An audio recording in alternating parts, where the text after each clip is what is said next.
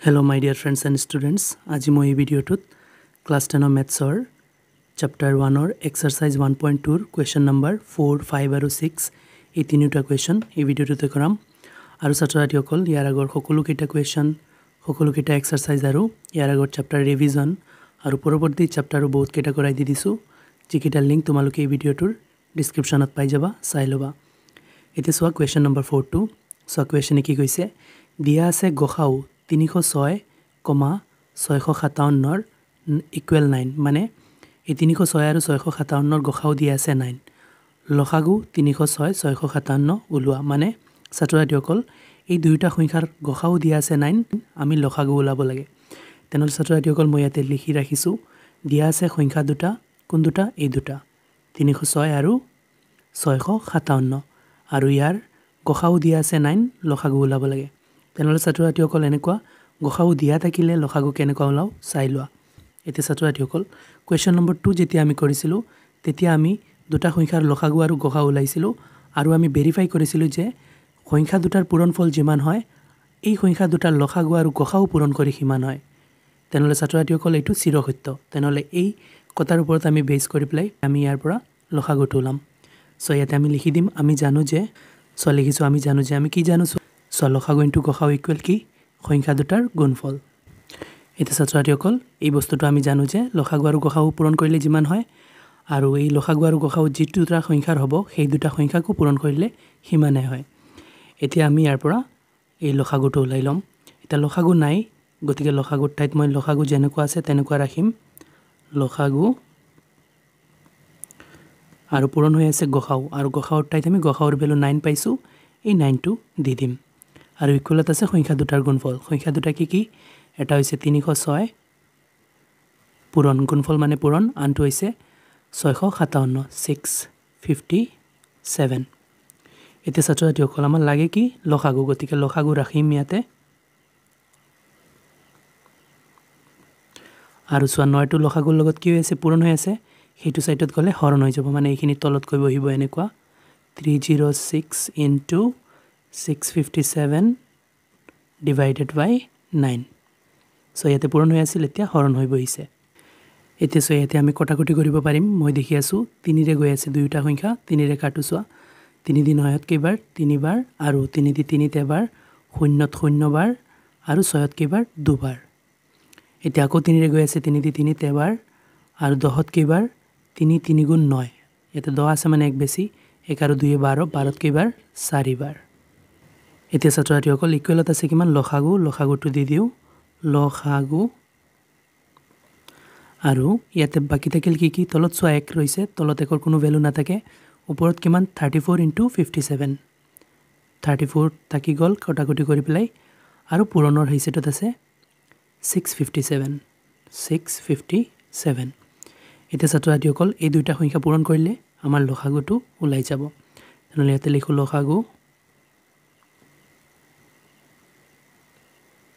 equal so ইয়াতে মই পূৰণ কৰি আছো 657 into 34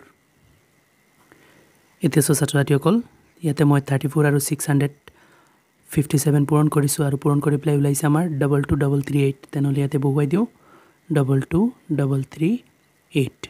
এতে ছাত্ৰছাত্ৰীসকল এইটোই হৈছে লসাগু আৰু এনেকুৱা ওলাব লাগে এতিয়া হা কোৱেশ্চন নম্বৰ 5 টো চাও এতিয়া ছাত্ৰছাত্ৰীসকল কোৱেশ্চন নম্বৰ 5 টো সো ইয়াতে কোৱেশ্চন কি কৈছে পৰীক্ষা কৰা যে কোনোবা স্বাভাৱিক সংখ্যা n ৰ ক্ষেত্ৰত 6 to the power n সংখ্যাটো শূন্য অংকৰে শেষ হ'ব পাৰেনে এটা ছাত্ৰছাত্ৰীসকল কোৱেশ্চন কি কৈছে মই ভালদৰে বুজাই আছো কোৱেশ্চন আমাক কৈছে যে ছাত্ৰছাত্ৰীসকল এই 6 to the power n এই n ৰ ঠাইত এনে কোনো সংখ্যা বহুৱাব পাৰিম নেকি যেটোৱে মিলাই পেলাই এই 6 টোক নি পেলাই এটা শূন্য অংকৰে শেষ কৰিব পাৰে যেনেকুৱা সোৱা n ৰ ঠাইত মই যদি 2 বহুৱাও তেনেহলে 6 into 6 হ'ব মানে 6 স্কয়াৰ হৈ গল নহয় 6 গুণ 36 হৈ গল আনসাৰটো এটা কোৱেশ্চন আমাক কৈছে যে এই n ৰ ঠাইত যেনেকুৱা ইয়াতে 2 বহুৱাইছো তে 2 ঠাইত বা n ৰ ঠাইত এনেকুৱা বেলেগ কোনো সংখ্যা বহুৱাব পাৰিম নেকি যেটোৱে নি পেলাই ধৰিলোৱা এটা শূন্য অংকৰে শেষ কৰে যেনেকুৱা ধৰিলোৱা 100 1000 এনেকুৱা যিকোনো এটা 110 এনেকুৱা হ'ব পাৰে যিকোনো এটা শূন্য অংকৰে শেষ কৰিব পাৰে নেকি এটো আমাক কোৱেশ্চনে খুদিছে তেনেহলে ছাত্ৰছাত্ৰীসকল এই অংকটো কেনেকুৱা কৰিম মই আগতে এটা আইডিয়া লৈ লও সো প্ৰথমতে আমি দেখিম শূন্য অংকৰে শেষ হোৱা সংখ্যাবোৰৰ উৎপাদকটো পিছতে আমি 6ৰ উৎপাদক চাম তাৰ পিছতে আমি দেখিম যে 6ৰ উৎপাদক আৰু শূন্য অংকৰে শেষ হোৱা সংখ্যাবোৰৰ উৎপাদক অলপ বেলেগ আছে কি বেলেগ আছে এটো মই আনসাৰটো লিখোতে বুজাম তাৰ পিছত আমি কৈ দিম যে 6 টু দি পাৱাৰ n ৰ ঠাইত এনে কোনো সংখ্যা বহুৱাব নোৱাৰি যেটো নি পেলাই 6 টু দি পাৱাৰ n সংখ্যাটো এটা শূন্য অংকৰে শেষ হয় তেনেহলে ছাত্ৰ-ছাত্ৰীসকল প্ৰথমতে আমি শূন্য অংকৰে শেষ হোৱা কেইটামান সংখ্যা চাও সব প্ৰথম আছে 10 10ৰ যদি আমি উৎপাদক লও 2 10ত কেইবাৰ 5 টাইমছ 2 আৰু 5 ওলাল এতিয়া 20 চাওচোন 20 2 এৰে যায় 2 দি 20 10 বাৰ তাৰ পিছত আকৌ 2 এৰে গৈ আছে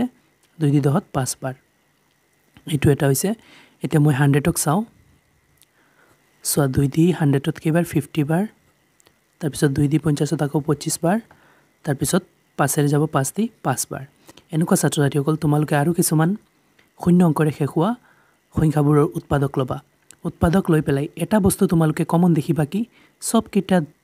এটলিষ্ট এজুৰ 2 আৰু 5 আছে ইয়াতো সো 2 আৰু 5 আছে 2 আৰু 5 আছে মানে পৃথিৱীত যিমানটা শূন্য অংকৰে শেষ হোৱা সংখ্যা থাকিব সকলো কিটাৰ উৎপাদকত 2 আৰু 5 থাকিবই উৎপাদকটো মৌলিক উৎপাদক লব লাগিব আকৌ ছাত্ৰ-ছাত্ৰীসকল তেনেহলে ছাত্ৰ-ছাত্ৰীসকল আমি এই কথাটো ইয়াতে লিখো যে শূন্য অংকৰে শেষ হোৱা সংখ্যাবোৰৰ মৌলিক উৎপাদকত অন্তত এজুৰ 2 আৰু 5 থাকিব লাগিবই সো ইয়াতে লিখি দিছো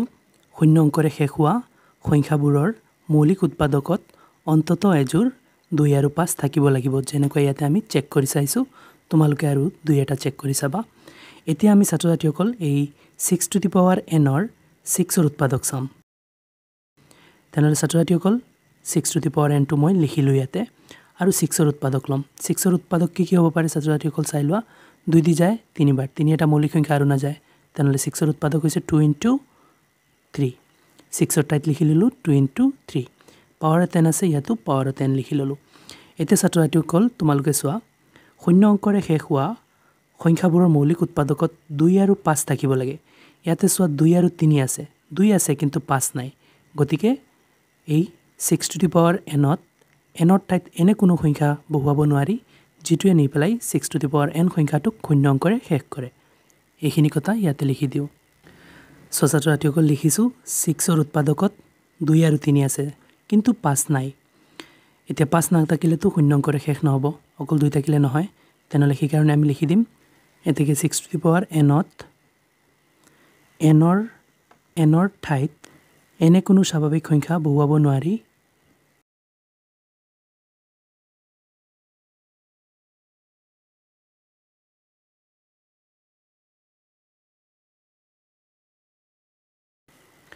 সো লিখিছো 6 টু দি পাৱাৰ n ৰ ঠাইত এনে কোনো স্বাভাৱিক সংখ্যা বহুৱাব নোৱাৰি যিয়ে 6 টু দি পাৱাৰ n ক শূন্য অংকৰে শেষ কৰে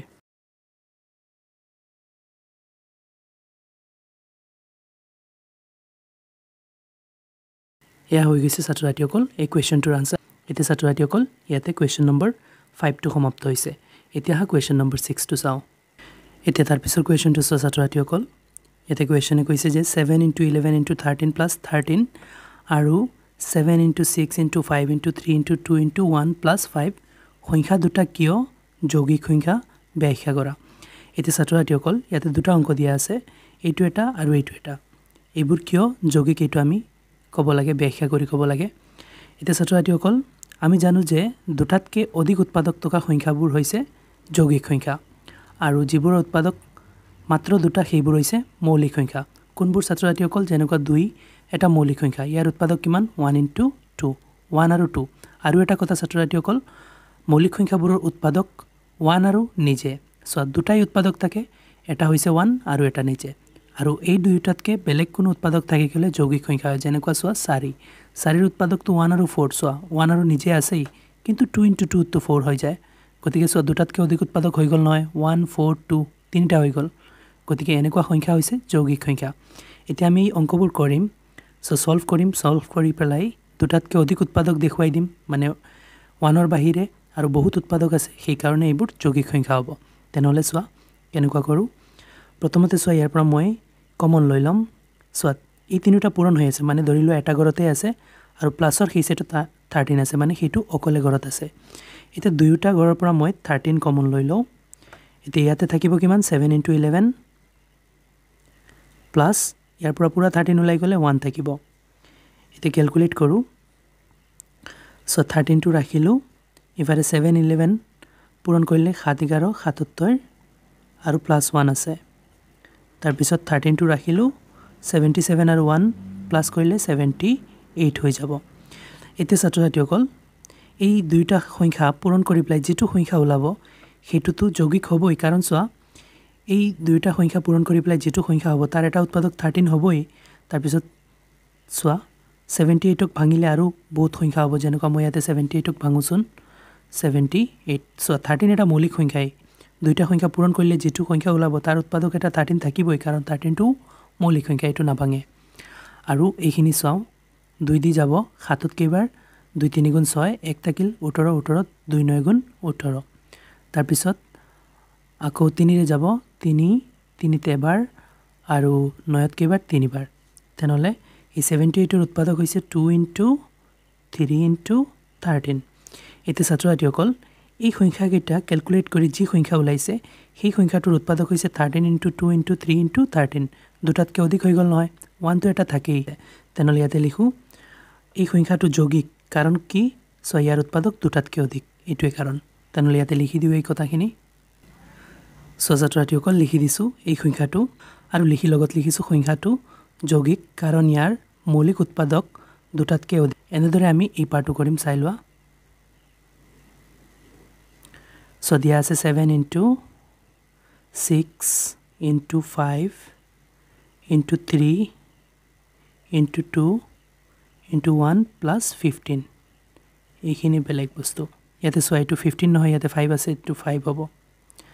এতে সো ইয়াতে কমন কি আছে সো এইটো সাইডটো সব পূৰণ হৈ আছে মানে এটাই বস্তু ইয়াতে